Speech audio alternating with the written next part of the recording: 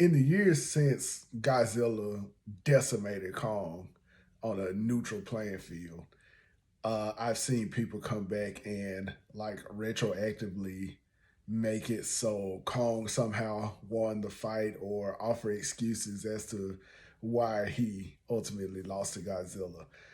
In this review, at some point, I'm going to address the rivalry as well as the partnership. Without further ado, let's get into it.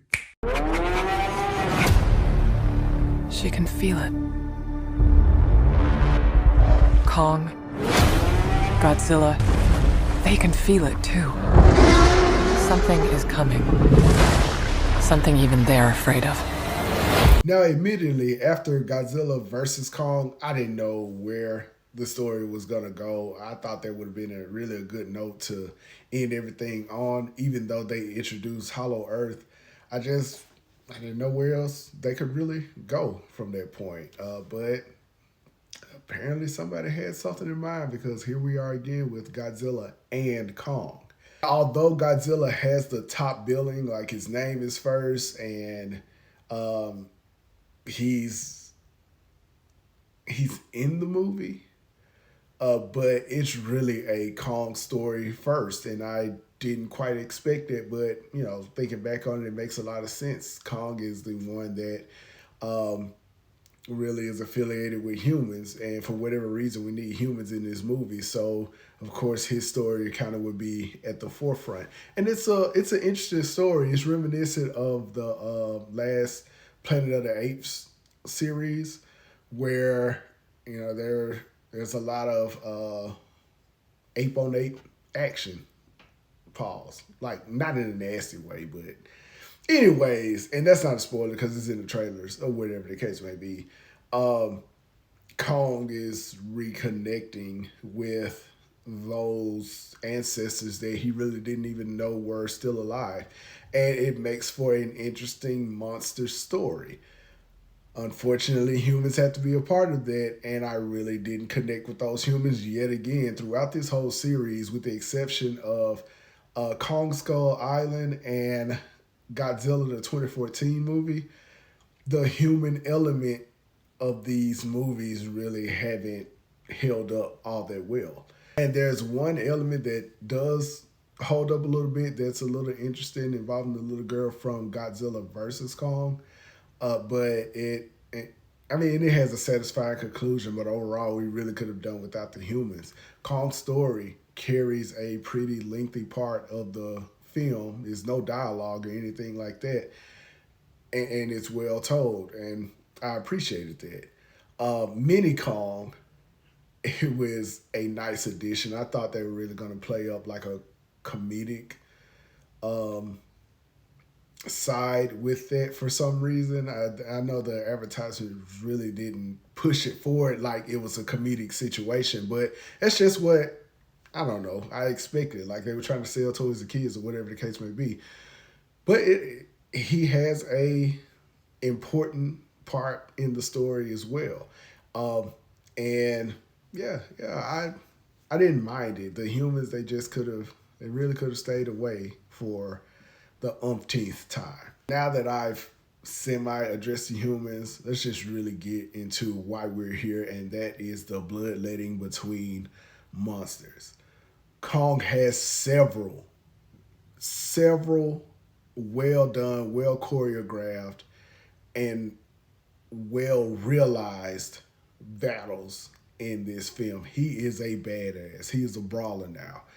He is all about hands. Even when he doesn't have his X, he ain't out of options. Kong throws good hands in this film over and over again. On the other side of it, Godzilla was not playing the entire movie. Anytime he was on screen, something was getting messed up. Somebody was going to have to call their insurance to get their vehicle or home looked at or inspected or whatever the case may be, because Godzilla did not come for peace. And he's been like that since King of the Monsters. Like, all that peaceful shit is dead when it comes to Godzilla. He's a protector of the earth, and he protecting the hell out of it by any means necessary.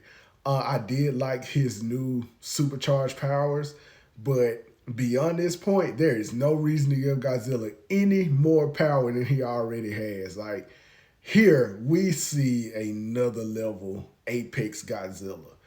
And yeah, this is it. Like, he's the king of the monsters. Let's not even debate it anymore. Speaking of debates, this gets me to what I mentioned at the intro of the video. I don't know where these Kong fans are getting off trying to make it as though Kong was some kind of way cheated in his battle with Godzilla. The movie addresses this. They addressed it maybe 3 times. And after everyone sees this, I don't want to hear it anymore. It's over with. The Kong Godzilla debate is done. Dead. Finito. I don't want to hear that shit no more. Just move on with your lives. Godzilla has always been a superior monster. Period. Yes, he has powers, whatever. And that's coming from somebody who really appreciates Kong. Like, Kong, especially in this movie, he is throwing hands. I love to see somebody that just come and just slap the piss out of their opponents when it was called for. And Godzilla and Kong, especially when they have to join together as a tag team, are they going to give anybody their work? And even though the Scar King he's an okay villain, he really never felt like a threat to either of them, especially Godzilla. And, you know, if you see the film, or when you see the film, you'll understand better where I'm coming from with that. But, yeah, it was a good time. This one, I feel, kind of gets 2 grades for me. On the one hand, the human element I didn't care for. For me, that's an unapologetically basic as fuck. Because, like, it's not necessary. And other parts of the movie proves this. However, the monster on monster fighting and everything, that's an unapologetically superb for me. That's a 5 out of 5. So we're in a situation where we kind of end up splitting the difference just a little bit. I can't give it an unapologetically legit. Like, while I'll watch it again, it won't be for the plot or anything like that. So I'm going to give it a unapologetically, all right. It's a 3 out of 5 for me. And yeah, that's where I'm at with it. So, Godzilla and Kong, did you see it? Let me know in the comments what you thought. Continue to like, continue to share. I'm Jarius, the Unapologetic Geek, and I am out.